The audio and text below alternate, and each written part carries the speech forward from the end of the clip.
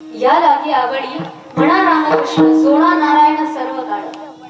संत तुकाराम महाराज भगवंताचं नामस्मरण करायसाठी सांगतात. स्वतःचा उद्धार जर करायचा असेल या कलियुगामध्ये तर आता भगवंताचं नामस्मरण कसं असायला हवं, कोणता मंत्र म्हणायला हवा, अशी ख्याती आहे. संत तुकाराम महाराज हे कोणत्याच प्रकारच्या परंपरेच्या आहारी पडले नाही. अगोदरच्या काळामध्ये माहितीये अनेक प्रकारच्या दांभिक परंपरा चालत असायच्या. दांभिक परंपरा म्हणजे माहितीये काय, ज्या परंपरेने दुसऱ्याचं नुकसान होतंय ती परंपरा कधीही वाईफाड असते, कधीही कामाची नसते. मग अगोदरच्या काळापासून गुरु शिष्य परंपरा असायची. पण ज्ञान कोणी कोणाला देईल? स्त्रियांना ज्ञानाचा अधिकार नाही. जे खालच्या जातीचे त्यांना ज्ञानाचा अधिकार नाही. संत तुकाराम महाराज स्वतःला शूद्र म्हणतात. मी स्वतः एका शूद्र कुणब्याच्या घरामध्ये जन्माला आलेलो आहे, असे 2 अभंगाचे प्रमाण आहे. संत तुकाराम महाराज वाण्याचा व्यवसाय देखील करत होते. महाजनकी होती त्यांच्या घरामध्ये आणि त्याचबरोबर तरी सुद्धा ते स्वतःला शूद्र म्हणून घेत असत. कारण त्यांना त्या काळामध्ये अभंग मात्र कोणी बनवू देई ना. जे अभंग बनवायचे त्याला सुद्धा ते लोक टोकत असायचे. अरे तुला कोणी अधिकार दिला समाजाला सांगण्याचा भगवंताचं नामस्मरण काय? फक्त उच्च जातीच्या लोकांना अधिकार आहे भगवंताचं नामचिंतन करण्याचा. म्हणजे अशा प्रकारचा जातीभेद त्या कालखंडामध्ये होत असायचा. मग तुम्हाला वाटतं का आताच्या कालखंडामध्ये पण जातीभेद होतो का? होतो?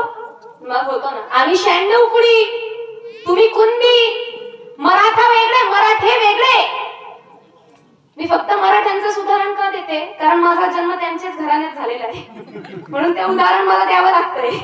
मग आम्ही मराठा, तुम्ही मराठे, आमचं हे नाही तुमचं ते नाही. मग 96 कुडी वेगळे, कुणबी वेगळे, आमच्यामध्ये अनेक प्रकारचे भेद आहेत. हा कोणत्या प्रकारचा जातीभेद आहे? लोकांनी अनेक प्रकारचे जातीभेद केले. एका जातीमध्येच त्यांनी वेगळे वेगळे फूट पाडले. मग दुसऱ्या जातींचं तर जाऊच द्या, संतांना जातीमध्ये वाटून घेतलंय.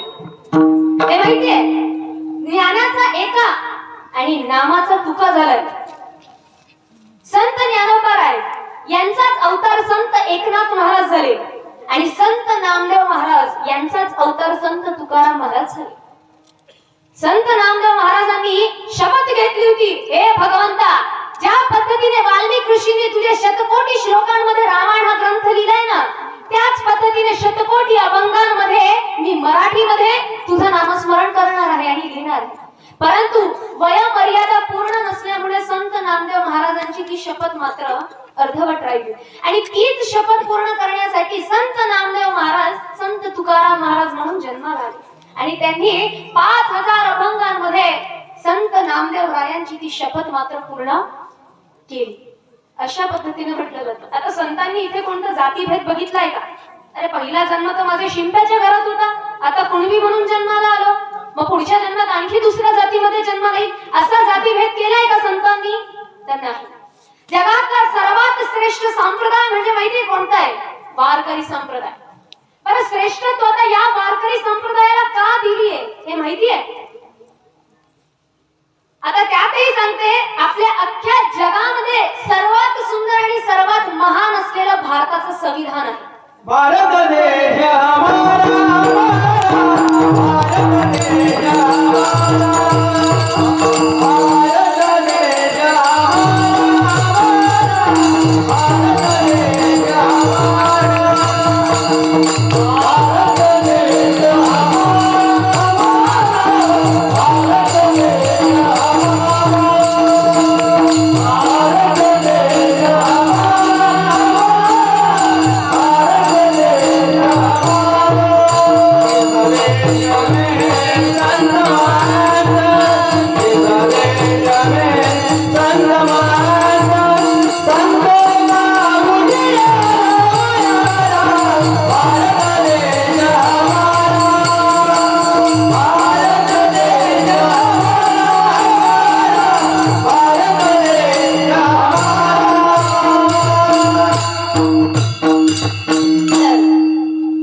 जगातलं सर्वात श्रेष्ठ संविधान म्हणजे भारताचं संविधान.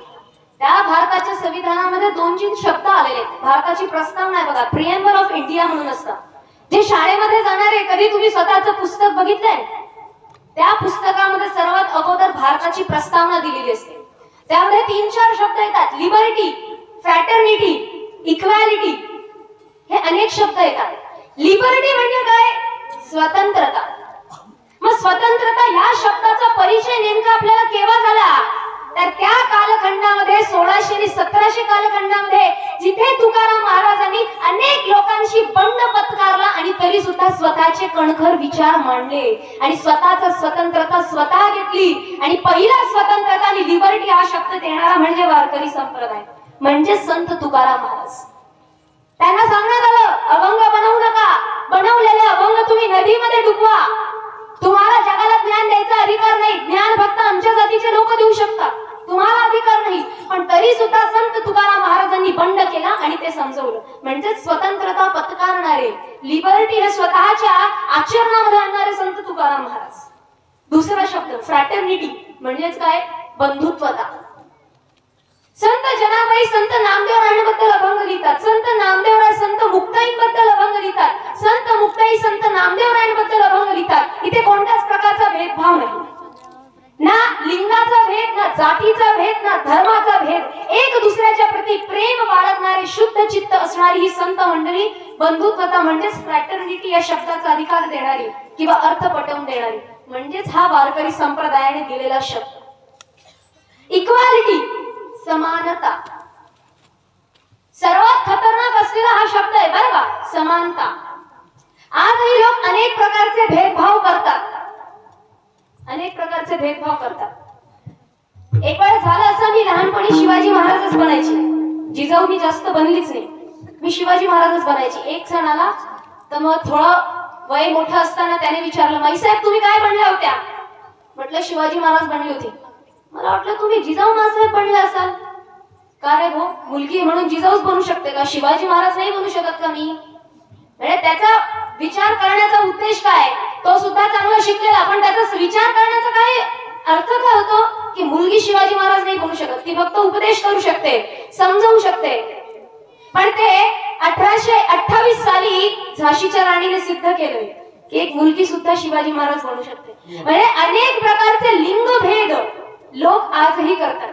कोणी म्हणे एखादी मुलगी कीर्तनकार म्हणून, एखादा पुरुष जर कीर्तनकार असेल तर सगळे लोक जातील, त्याच्या पाया पडतील, त्याच्या पायावर झुकतील, अरे बापरे महाराज आले, महाराज आले. पण एखादी स्त्री किंवा एखादी मुलगी असेल किंवा एखादी कमी वयाचं कोणी असेल तर लोक जाण्यासाठी झुकणार नाही. अरे मुलगी तर आहे रे, पोर आहे रे, ते कोण जाईल रे तू? अशा प्रकारची वृत्ती ठेवणारे लोक आजही आहेत. मुलीमध्ये आणि मुलामध्ये भेद करणारे अनेक मंडळी. आणि जोपर्यंत ही समानता प्रस्थापित होत नाही तोपर्यंत या जगाचं वाटोळच होणार आहे. आणि मग काय, अनेक प्रकारचे भेदभाव विसरून समानता स्थापित करणारी ही वारकरी संप्रदाय मंडळी होती. आणि याच तुकाराम महाराजांनी अनेक प्रकारची समानता बाळगून या समाजाला समजावलं की काय करायचंय तुम्हाला? भगवंताचं नामस्मरण करायचंय, भगवंताचं नामचिंतन करायचंय. कसं नामचिंतन करायचंय? फक्त रामकृष्ण हरी रामकृष्ण हरी रामकृष्ण हरी म्हटल्याने तुम्ही फार भाग्यवंत झालात का? नाही. काय तर म्हणे जय श्रीराम आणि दोन तोंडी चालणं याचं काम. म्हणजे आजकाल ट्रेंड चाललेला आहे ना, आमच्या अंगामध्ये जय श्रीराम भरपूर येतं, अनेकांच्या अंगामध्ये क्रेज आहे, पण यांना वाटतं आचरणात नाही आणायचंय आम्हाला, फक्त रामाचं नाव घ्यायचंय म्हणून. काय तर म्हणे जय सद्गुरु आणि लोकांमध्ये बसून सुरू कुरकुर. त्याला भक्त म्हटलं जातो का? नाही म्हटलं का? मग कशा पद्धतीने भक्त असावा? पुराणांमध्ये आणि ग्रंथांमध्ये वर्णन आलेलं आहे. स्वतःच्या स्वार्थासाठी आणि स्वतःच्या कामासाठी चांडाळांनी सुद्धा भगवंताचं नामस्मरण केलेलं.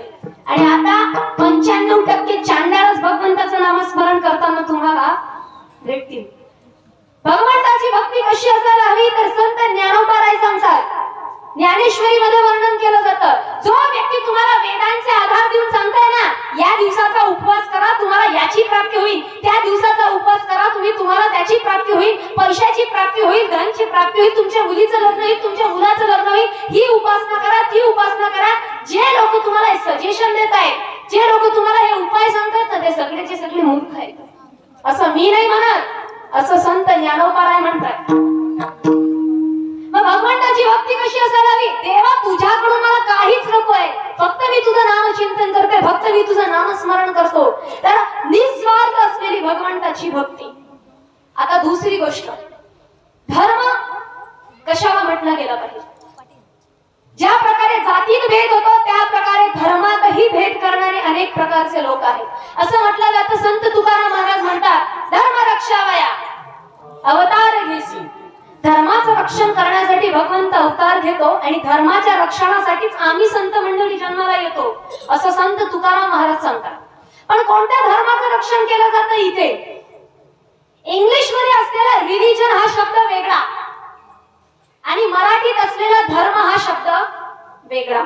तरुण मंडळीने खूप सहकार्य केले मला असं वाटतं या कार्यासाठी, या कार्यक्रमासाठी. म्हणून आणि स्वतःच्या मुली देखील इथे भरपूर बसलेल्या आहेत. म्हणून प्रत्येकाला जाणून घेणं अत्यंत आवश्यक आहे. धर्म आपण कोणता समजतोय? फक्त नावापुरता असलेले रिलिजन्स का? लोकांनी हिंदू याला रिलिजन बनवून टाकलेलं आहे. हिंदू, मुसलमान, बौद्ध, शीख, ईसाई, जैन याला इंग्लिश मध्ये रिलिजन ही संकल्पना दिली जाते. मग खरा धर्म संत कोणता सांगतायत? तू टीका लावला म्हणून तू हिंदू धर्माचा झालास का? भगव्या रंगाचे कपडे परिधान केले, भगव्या रंगाचा झेंडा फिरवतोय म्हणून तू हिंदू झालास का? फक्त शिवाजी महाराजांचा टॅटू बनवून घेतलेला आहे, गाळांवरती छापलेला आहे, तू चंद्राची कोर लावलेली म्हणून तू हिंदू झालास का? नाही. हे धर्म फक्त वरच्यावरती सांकल्पनिक बनवलेले आहेत. या अनेक प्रकारच्या संकल्पना आहेत. पण संत मंडळी धर्म कोणता सांगतायत? परोपकार हा खरा धर्म आहे. जर तुमच्या समोर माणूस तडफडून मरतोय, प्राणी तडफडून मरतोय, पण तरी तुम्हाला किवया येत नाहीये, याचा अर्थ तुम्ही निधर्म आहात, तुम्ही अधर्म करत आहात, तुम्ही कोणत्याच धर्माच्या लायकीचे नाही. परोपकार करणं, दुसऱ्याची मदत करणं याला म्हटला जातो खरा धर्म. स्वतःचा धर्म बाळगून केलेली भक्ती. भक्ती कशाला म्हटली जाते? आता मी अगोदरच बोलली, फक्त घंट्या वाजवून, कुंकू वाहून, तांदूळ वाहून, पूजा करून, मूर्तीला धुवून, सगळं काही षोडशोपचाराने पूजा करून भक्ती होत नाही. मूर्ती मी सुद्धा वागवते, मूर्तीची पूजा मी सुद्धा करते, पण त्याला भक्ती म्हटली नाही जात. भक्ती कशाला म्हटली जाते? प्रेम अधिक विषय आणि विकार याला पूर्णपणे याचं सबस्ट्रॅक्ट करावं लागतं, म्हणजे मायनस करावं लागतं.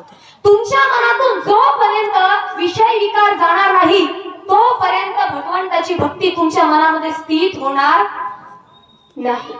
जर तुमच्या मनामध्ये एकाही व्यक्तीबद्दल द्वेष भावना असेल, एकाही व्यक्तीबद्दल द्वेष भावना असेल तर समजून घ्यायचंय की तुम्ही अभक्त आहात. विठ्ठल विठ्ठल.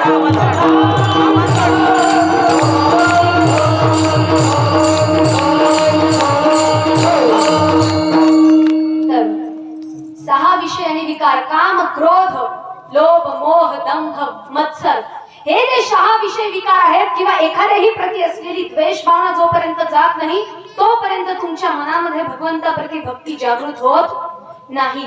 याच्यासाठी साधारण उदाहरण द्यायचं झालं, एक विहीर होती आणि त्या विहिरीमध्ये एक प्रेत सडलं. काय झालं? एक प्रेत सडलं. सर्व लोकांनी, अनेक लोकांना गोळा केलं, त्याच्यामध्ये पूजा केली, अर्चना केली, अत्तराच्या बादल्या उठल्या, अनेक प्रकारचे परफ्युम्स टाकले आणि म्हटले चला विहीर शुद्ध झाली. तुम्हाला वाटतं विहीर शुद्ध झाली का? झाली विहीर शुद्ध? मग विहीर शुद्ध करण्यासाठी अगोदर काय करावं लागेल? ते सडलेलं प्रेत अगोदर बाहेर काढावं लागेल आणि मग नंतर काय पूजा अर्चा करायची आहे ती तुम्हाला करावी लागेल. त्याच प्रकारे हा देह म्हणजे ती विहीर आहे आणि या देहामध्ये सडलेलं प्रेत म्हणजे विषय आणि विकार आहे आणि दुसऱ्यांप्रती असलेला द्वेष भावना, नफरत भावना आहे. जोपर्यंत तुमच्या मनातून ती द्वेष भावना बाहेर जात नाही तोपर्यंत भगवंताची भक्ती केलेलं, नामस्मरण केलेलं सगळं बरोबर जातंय. तुम्ही भक्तिमान नाही आहात, आपण ढोंगी आहोत. मग त्यासाठी मी नेहमी म्हणते, ऐसे कितने गए ढोंगी ढोर बाजार में, ऐसे कितने गए ढोंगी ढोर बाजार में, एक एक आके छल्ली हो गई कुदरत के मैदान में. एक एक येऊन यांचा प्रत्येकाचा नायनाट झालेला आहे. हे ढोंगी मात्र टिकत नाही. मग भगवंताची भक्ती कशी असायला हवी? निस्वार्थ, द्वेष रहित असावी. हेच तुकोबाराय सांगतात की सोप आहे अभंग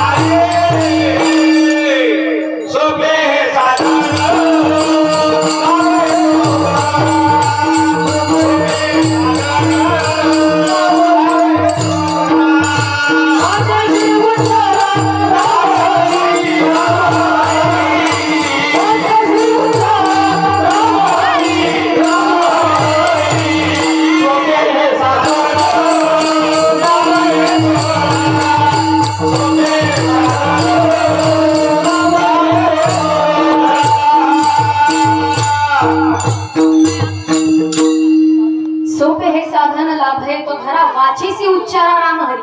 फक्त भगवंताचं नामस्मरण करायचंय, सोपं सरळ असं नामस्मरण आहे.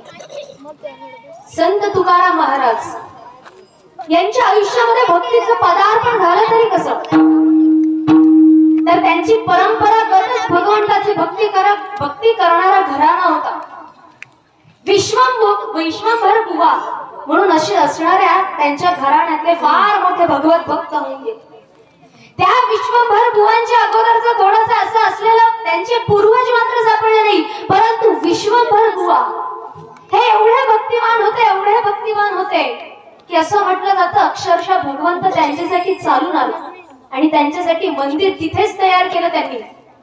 विश्वंभर बुवा यांच्या आई त्यांना स्वतः भगवंताच्या बद्दल गोष्टी सांगत असायच्या, भगवंताचं नामस्मरण त्यांच्याकडे करत असायच्या. अशा महान विश्वंभर बुवा यांच्या घराण्यामध्ये जन्माला आलेले संत तुकाराम महाराज. संत तुकाराम महाराज यांचे वडील म्हणजे बोलोबा आणि त्यांची आई म्हणजे कनकाई.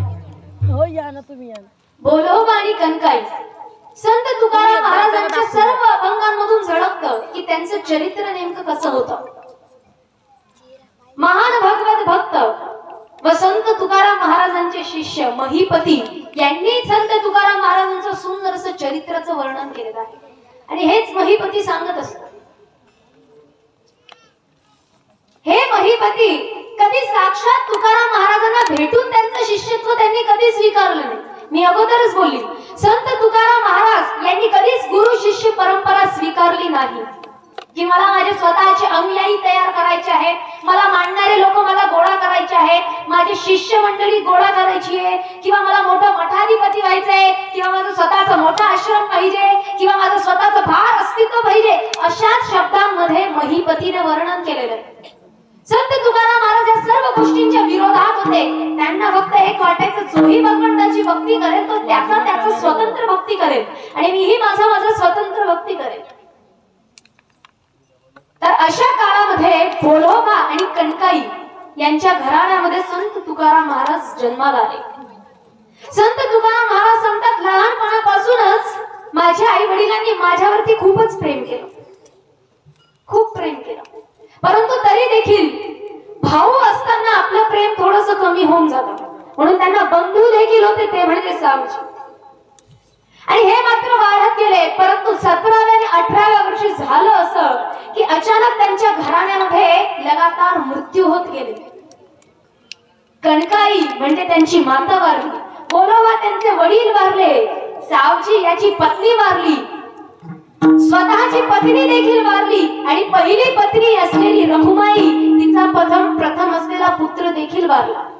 अनेक काळाचे दुष्काळांचं वर्णन केलेलं आहे. काही इतिहासकार मानतात दुष्काळ होता, काही इतिहासकार मानत नाही, परंतु तुकाराम महाराज स्वतः त्यांच्या अभंगातून वर्णन करतात की फार असा मोठा दुष्काळ त्या काळी पडला होता आणि त्या दुष्काळामध्ये त्यांची पत्नी जी आहे ती अन्न करत करत वारली.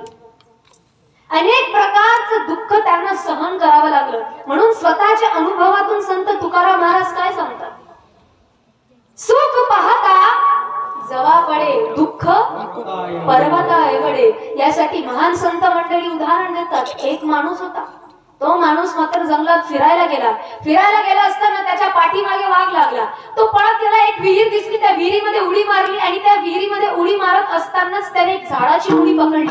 खाली त्याने विचार केला विहिरीमध्ये आपण उतरून जाऊया, पण विहिरीमध्ये काय होता, साप. आणि ज्या फांदीला त्याने पकडलं होतं त्या फांदीला होतं मधमाशांचं पोळं आणि त्या मधमाशा मात्र सुटल्या आणि त्याला चावायला लागल्या. वरती बघितलं वाघोबा, खालती बघितला नागोबा. मग जायचं तरी कुठे, आणि मधमाशा त्याच्या पूर्ण अंगाला चावत आहे. आणि अचानकच त्याच्या जिभेवरती एक मधाचा थेंब पडला आणि तो म्हणाला, वा काय गोड आहे. काय येतं याच्याने वर्णन आपल्या समोर. सुख किती आहे एका मध्याच्या एका ठिपक्याप्रमाणे, आणि दुःख किती आहे, वाघ, नाग, मधमाशा, अनेक प्रकारचं दुःख आहे. दुःखाची संख्या फार आहे. कोणी म्हणेल माझा मुलगा कमी वयात वारला, माझी मुलगी वारली, माझ्या मुलाचं लग्न होत नाहीये, माझा मुलगा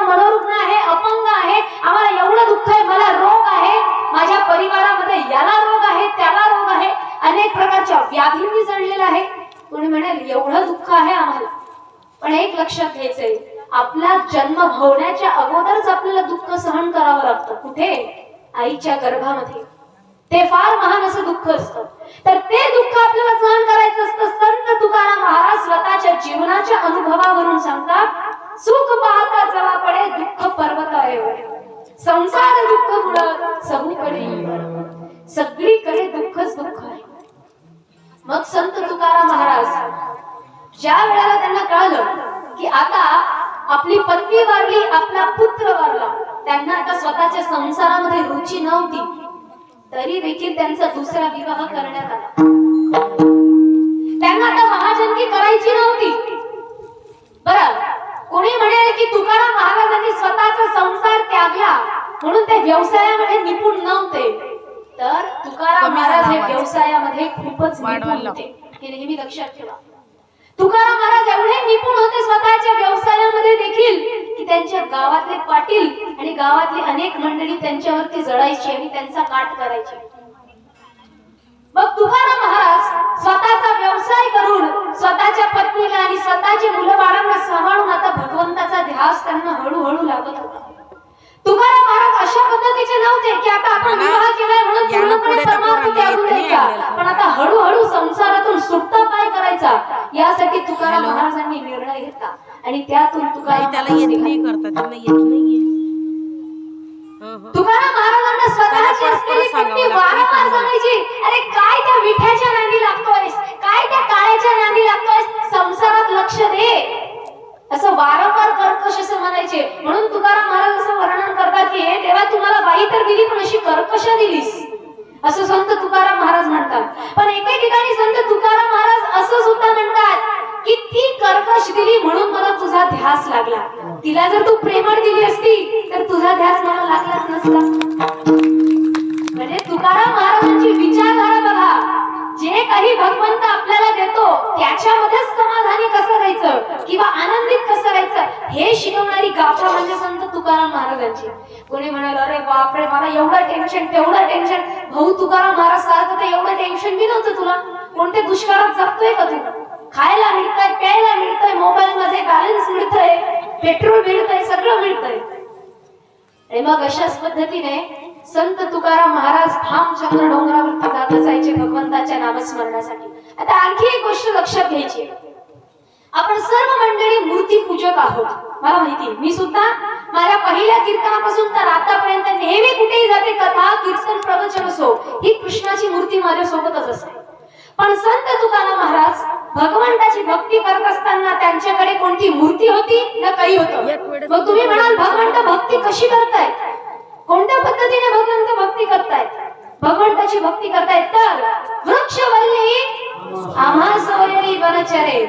अनेक नास्तिक लोक या जगामध्ये आहेत, कळते तुम्हाला? याचा आवाज जो गुंजतोय ना तो थोडा कमी करायचा.